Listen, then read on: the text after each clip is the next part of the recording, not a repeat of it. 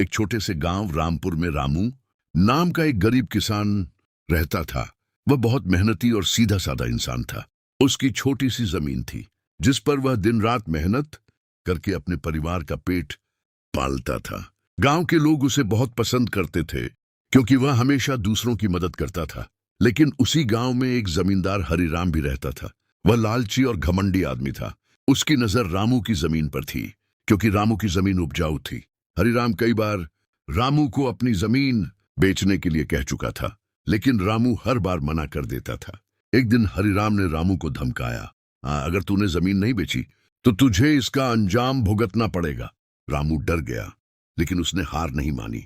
उसने कहा, यह जमीन मेरी मेहनत की है, मैं इसे नहीं बेचूंगा। दिन बीतते गए, लेकिन हरिराम का गुस्सा बढ़ता गया। एक रात जब पूरा गांव सो रहा था, रामू अपने खेत में पानी देने गया। चांदनी रात थी, चारों तरफ सन्नाटा था। अचानक उसे पीछे से किसी के कदमों की आहट सुनाई दी। रामू ने मुड़कर देखा, वह हरिराम और उसके दो आदमी थे। हरिराम बोला, आज आखिरी मौका है, जमीन दे दे। रामू ने हिम्मत जुटाकर कहा, मैं अपनी जमीन नहीं दूंगा, चाहे कुछ भी हो जाए। इतना सुनते ही हरिराम गुस्से में आ गया। उसने अपने आदमियों को इशारा किया। उन्होंने रामू को पकड़ लिया।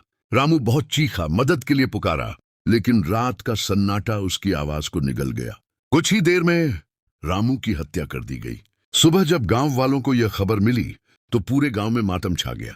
रामू की पत्नी और बच्चे रो रो कर बेहाल थे।